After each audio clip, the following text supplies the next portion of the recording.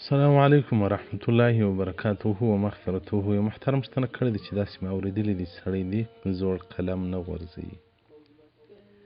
محترم فقهای کرام وایي قلم دې سړی نه غورځوي او دغه رنګ هغه د مسجد چې جارو سي هغه د مسجد خاشي او د مسجد دوړې دي په داسې ځای کې نه غورځوي چې هغه ځای خراب وي. نو زوړ قلم دې سړی نالۍ ته نه ورغورځوي، په لار کې دې نه غورځوي. زوړ قلم چې خط په لیکل سوی هغه دې واخلي داسې ځای دې کښېږدي چې دا د احترام کې اوسي، ځکه په دغه کلمه باندې د الله نومان د رسول الله نومان دا لیکل سوي. نو د هغو په وجه باندې قلم احترام پیدا کوي، ځکه قلم